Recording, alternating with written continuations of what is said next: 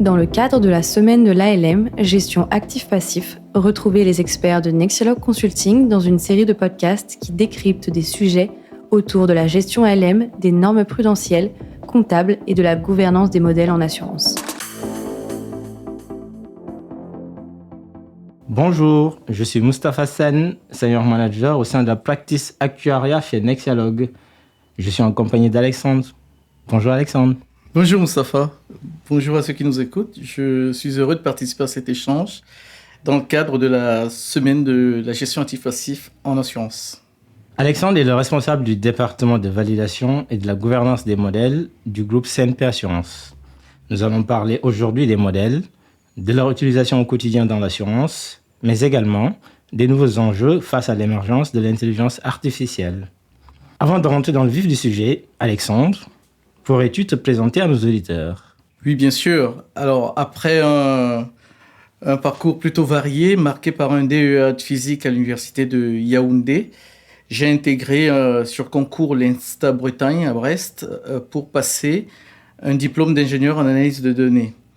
Puis j'ai passé une thèse PhD en modélisation de systèmes intelligents au sein du laboratoire central des ponts et chaussées de Paris, cohabilité avec l'école doctorale de Télécom Sud Paris. Vient ensuite un petit moment de questionnement à l'issue de cette thèse, puisque ayant passé le concours de la qualification au maître de conférence, j'hésite à me lancer dans l'enseignement universitaire. Et puis un échange avec une bonne connaissance à qui j'explique mes problématiques de thèse sur la trajectographie et l'estimation bayésienne de la localisation, me propose une mission sur la modélisation ALM en épargne retraite chez un acteur majeur français. Ce que j'accepte volontiers. Depuis lors, j'ai développé une véritable passion pour les modèles ALM depuis 15 ans maintenant. Je suis passé chez 3 acteurs majeurs en banque assurance en développant de fortes expertises en modélisation des contrats d'épargne retraite, prévoyance et emprunteur. J'ai notamment été amené à monter une équipe de recherche et développement en déployant dans un contexte de compagnie d'assurance une démarche de modélisation test and learn en dehors du chemin critique de la prod, offrant ainsi à la compagnie la capacité de tester plus librement la validité des modèles dans certains contextes bien spécifiques. J'ai rejoint CNP Assurance depuis 1 an et demi et je suis ravi de poursuivre ce chemin. Très beau parcours. Alexandre, nous ne pouvons pas parler des modèles sans que je ne te pose la question suivante. C'est quoi un modèle ? Où trouve-t-on des modèles en assurance ? Alors la définition peut être très large. Celle que nous adoptons et appliquons plus couramment est de dire qu'un modèle est une représentation approximative d'un phénomène observable basé sur une méthodologie cohérente et complète. Donc il faut qu'il y ait un corpus théorique ou empirique complet. Cette représentation doit être intégrée dans un cadre opérationnel afin de répondre à des usages précis. Typiquement, le modèle est un outil d'aide au processus de prise de décision dans un environnement incertain. Nous allons y revenir. Il est une source de risque à cet égard, étant donné le caractère refutable des méthodologies ou des hypothèses qui le régissent. Voilà. Et pour la suite de votre question, alors les modèles sont présents sur l'ensemble de la chaîne de valeur de l'assurance. Typiquement, quand on observe aujourd'hui comment fonctionnent les compagnies d'assurance, on va évidemment se focaliser sur tous les besoins réglementaires autour de la gestion des capitaux.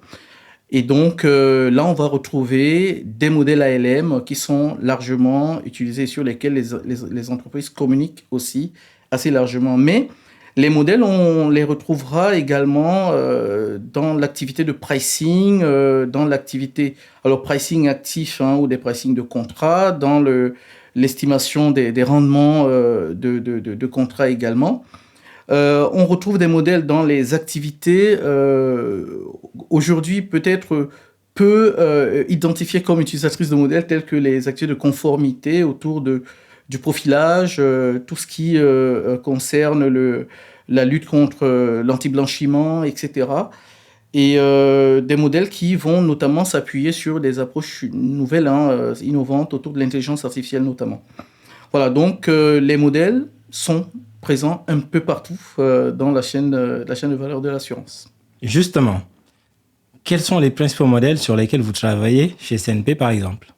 Alors, CNP Assurance développe depuis plusieurs années maintenant une expertise forte en modélisation et en validation et gouvernance des modèles, à travers notamment la mise en œuvre de la plateforme interne Nemo, qui poursuit d'ailleurs son perfectionnement.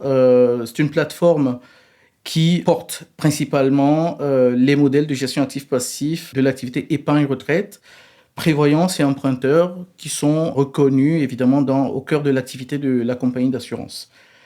Au niveau du groupe, sur les entités françaises et dans les filiales internationales, plusieurs centaines de modèles ont été identifiés dans la cartographie des modèles de CNP Assurance. Tous sont suivis dans le cadre de notre gouvernance du dispositif en place. Les principaux modèles sont ceux impliqués dans le calcul actuariel de provision, comme je l'indiquais, dans le cadre de solvabilité 2 ou IFRS 17 notamment. Ces modèles font l'objet d'un suivi très régulier et leur importance, vous pouvez le comprendre, est inhérente à leur matérialité et aux critères de dépendance des équipes vis-à-vis des calculs qui sont exécutés. Mais le champ des modèles est vaste et couvre d'autres sujets, comme je l'indiquais. Nous avons dans les cartographies, évidemment, la possibilité de hiérarchiser via un tiering qui est mis en place au sein de CNP Assurance. D'accord. Pour les non-initiés, en fait, quelles sont les briques qui composent généralement un modèle? Alors, au-delà du principe de transformation des données fondées sur des hypothèses à caractère réfutable ou pas, le modèle mérite d'être analysé selon son cycle de vie.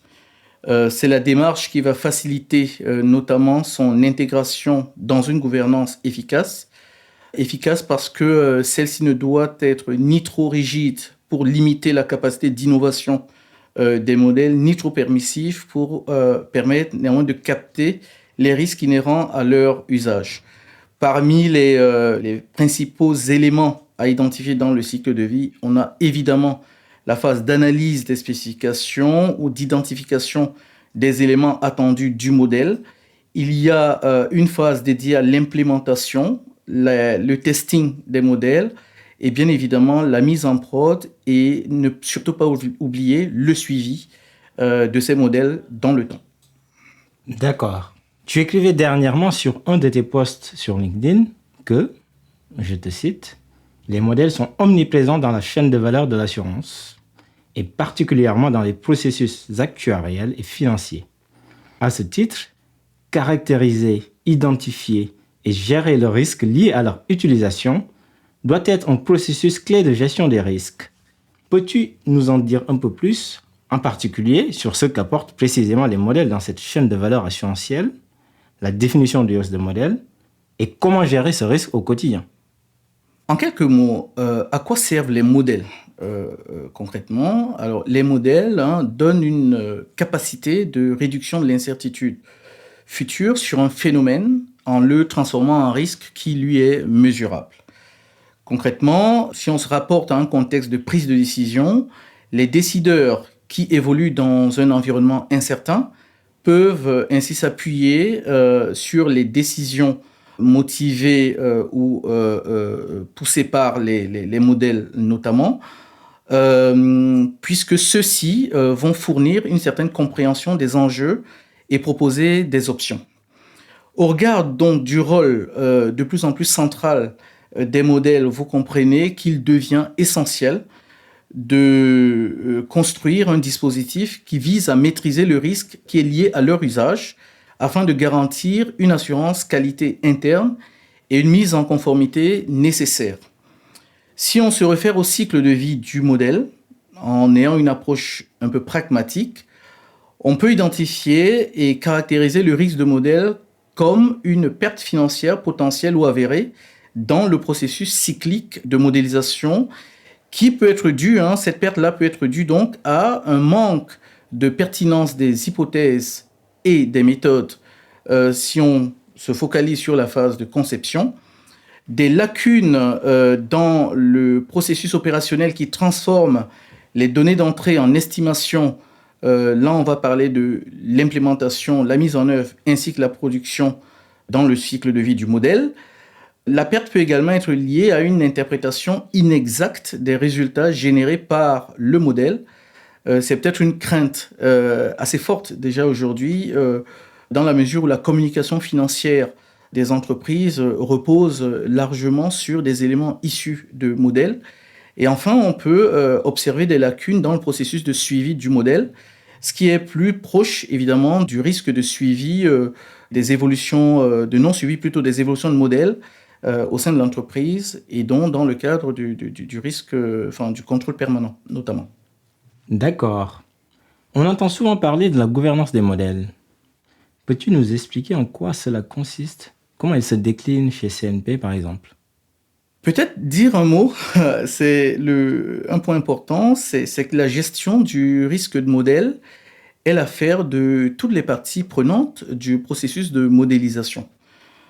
En effet, la responsabilité première est celle des équipes opérationnelles en charge donc de la définition des besoins, la conception, l'implémentation des tests et l'exploitation des modèles.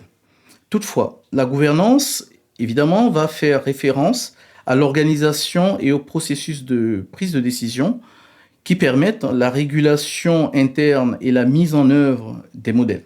Au-delà de la définition des rôles et responsabilités des acteurs reconnus à chaque étape du cycle de vie des modèles, il y a clairement un enjeu de constituer un cadre de décision sur la qualité des modèles et ceci évidemment à différents niveaux de l'entreprise, sur les différentes lignes de défense. Chez CNP Assurance, nous avons mis en place une politique groupe de gestion du risque de modèle qui reprend l'ensemble des principes fondamentaux du dispositif, dont les principes de validation, l'identification des acteurs impliqués dans les processus de modélisation, les rôles et responsabilités, ainsi que le cadre de décision à travers une comitologie spécifique à différentes échelles, évidemment, de la gouvernance globale du groupe. D'accord. Parlons maintenant d'un acteur central dans cette organisation, qui est l'actuaire. Quel doit être son rôle au sein de cette gouvernance des modèles? Vous avez bien compris, les modèles actuariels de calcul de provisions et capitaux prudentiels ou de pilotage comptable constituent nos modèles les plus critiques pour des entreprises d'assurance. Dans ce cadre, l'actuaire, par son expertise technique et sa compréhension des problématiques métiers sous-jacentes, est un acteur clé du processus de modélisation et il est évidemment force de proposition dans les décisions visant à garantir la bonne qualité des modèles. Étant capable d'intervenir sur toutes les phases du cycle de vie, l'actuaire est un peu l'acteur principal de la gouvernance des modèles, y compris le rôle autour du contrôle et la validation de ces modèles. D'accord. Lors du dernier congrès de l'Institut des actuaires, donc de cette année, Charles Cowling, le président de l'International Actuarial Association, disait que dans le futur, les actuaires qui maîtrisent l'intelligence artificielle remplaceront les actuaires sans compétences IA. Selon toi, est-ce que les modèles avec IA remplaceront nos modèles actuels en assurance et quels sont les défis que soulève l'émergence de cette nouvelle technologie? Merci pour cette question. Avant toute chose, il est essentiel de noter que l'IA constitue une opportunité extraordinaire dans tous les domaines où elle est testée, y compris en assurance, puisqu'elle ouvre une voie visant la concentration des équipes sur des travaux à haute valeur ajoutée. C'est dans cette perspective qu'au sein de la direction des risques de CNP Assurance, un service dédié au déploiement de l'IA vient d'être créé, d'ailleurs sous ma responsabilité, avec un objectif affiché de décliner des cas d'usage dans les processus de gestion de risque. Pour autant, nous devons tous comprendre qu'il existe des risques à l'utilisation de l'IA et dans son déploiement non maîtrisé au sein de l'entreprise. L'enjeu fondamental, selon moi, est de construire une vision et une compréhension partagée en entreprise des modèles d'intelligence artificielle classiques, ainsi que des modèles basés sur les LLM, ainsi que des risques qui leur sont liés. Alors, il s'agit en effet d'un préalable à la capacité des organisations à pouvoir déployer des dispositifs de leur validation qui vont s'appuyer notamment sur la réglementation européenne AI Act. Pour revenir à votre question, au regard du potentiel reconnu actuellement à l'IA et la diversité des cas d'usage testés ou en cours, il est difficile de ne pas entrevoir dans un avenir proche et à minima une capacité de l'IA à proposer des projets plus ou moins aboutis de modélisation, notamment en tarification.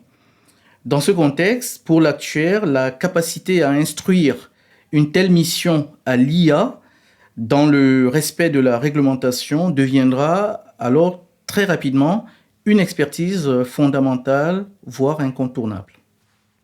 D'accord. Un dernier mot pour finir, Alexandre? En tant que responsable du groupe de la validation et gouvernance des modèles chez CNP Assurance, il est essentiel d'insister sur le fait que les modèles sont et demeurent des outils d'aide au sein de processus de décision.